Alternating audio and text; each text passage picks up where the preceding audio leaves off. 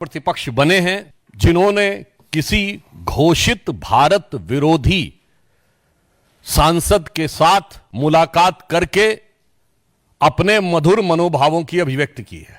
अमेरिकी सांसद Ilhan Omar जो भारत विरोधी वक्तव्यों और स्टैंड के लिए विख्यात कुख्यात हैं, पाकिस्तान गवर्नमेंट के द्वारा ले जाए गए उन चुनिंदा अमेरिकी सांसदों में से एक थी जिन्हें पाक अधिकृत कश्मीर में ले जाकर पाकिस्तान की गवर्नमेंट की तरफ से विजिट कराया गया। राहुल गांधी जी भारत के इतिहास के पहले नेता प्रतिपक्ष बन चुके हैं जिनका नाम एक समय पर पाकिस्तान ने संयुक्त राष्ट्र संघ में भारत विरोधी अपने वक्तव्य में हैं, जिन्होंने किसी घोषित भारत विरोधी सांसद के साथ मुलाकात करके अपने मधुर मनोभावों की अभिव्यक्ति की है।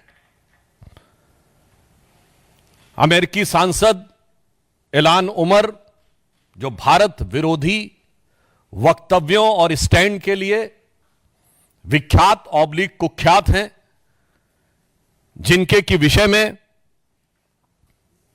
एक सर्वविदित सत्य है कि पाकिस्तान गवर्नमेंट के द्वारा ले जाए गए उन चुनिंदा अमेरिकी सांसदों में से एक थी जिन्हें पाक अधिकृत कश्मीर में ले जाकर पाकिस्तान की गवर्नमेंट की तरफ से विजिट कराया गया था। यह अनेक मौकों के ऊपर ऐसे बयान दे चुकी हैं जो सीधे मुस्लिम ब्रदरहुड और आईएसआई के लिए प्रत्यक्ष अथवा परोक्ष रूप से सहानुभूति दर्शाते हैं। राहुल गांधी जी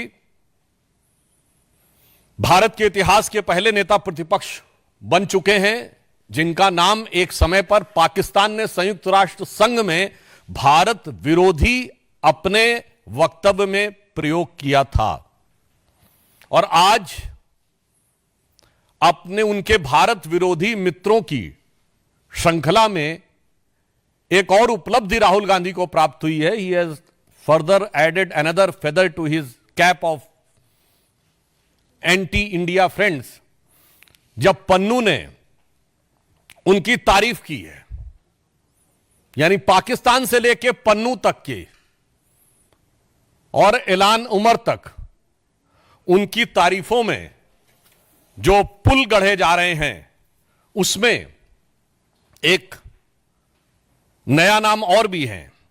ये जनाब हैं मुशफिकुल फजल।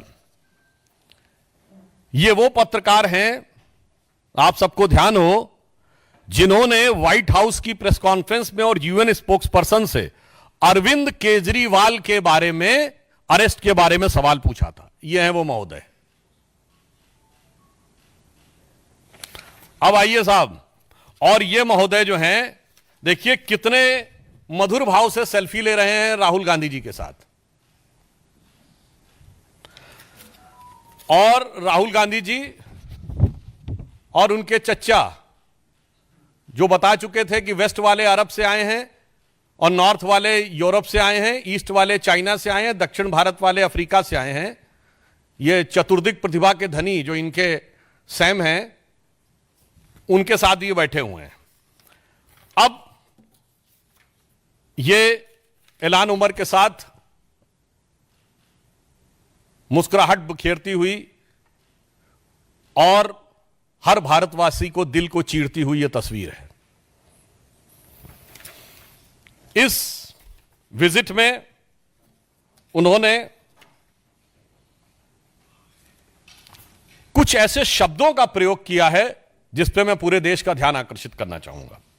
ये वर्ड्स उनकी डिफरेंट स्पीचेस में आए हैं। I don't want to live in India. I doesn't value skilled people. I doesn't have the freedom of faith. Indians, as in India, there are hateful peoples. Indians doesn't allow the different languages. Indian identity is not acceptable. Indian society is casteist. Indians, social media influencers are for UC only. और separatist और जो कश्मीर में terror के perpetrator थे, उनका समर्थन है। अब यहां पर मैं एक बात थोड़े दुख के साथ कहना चाहूंगा। मित्रों, आज 11 सितंबर है। 11 सितंबर का दिन दो चीजों के कारण विश्व और भारत के इतिहास में अविस्मरणीय है।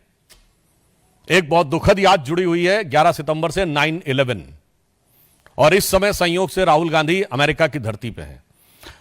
मैं पूरे भारतवासियों को याद दिलाना चाहता हूं कि 9/11 के जो प्राइम एक्यूज थे खालिद शेख मोहम्मद और मोहम्मद अट्टा, कोई पॉलिटिकल पार्टी दिखाइएगा जिसने उनके पक्ष में सहानुभूति का बयान जारी किया हो। कोई टीवी चैनल दिखाइएगा जिसने 9/11 के बाद इन लोगों के पक्ष में सहानुभूति दिखाई हो। कोई पॉलिटिकल पार्टी बताइएगा जो अमेरिका के इतिहास का सबसे बड़ा सिक्योरिटी लैप्स, जो अमेरिका के इतिहास का सबसे बड़ा इंटेलिजेंस फेल्योर, जिसने उस सरकार के ऊपर उंगली उठाई हो कि इंटेलिजेंस फेल्योर था और सिक्योरिटी लैप्स था। ना, बल्कि पूरे अमेरिका ने और उनकी सारी पॉलिटिकल पार्टी ने फर्म रिजॉल्व किया।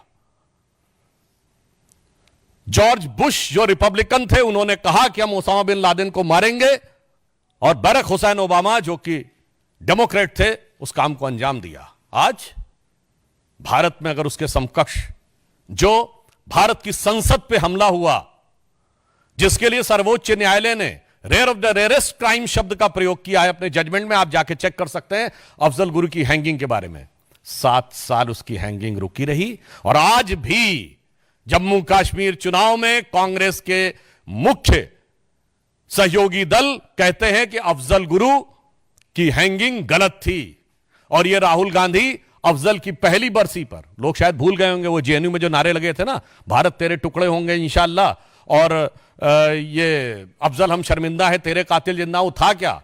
वो 2015 में अफजल की हैंगिंग की पहली बरसी थी और जिसका ये लोग नैतिक समर्थन कर रहे थे। सोचिए, ये 11 सितंबर हमें क्या याद दिलाता है? देश को लेकर एक ऐसी सोच। आप बताइए, किसी भी अमेरिका के नेता ने बाहर जाकर कोई ऐसा विरोध किया हो?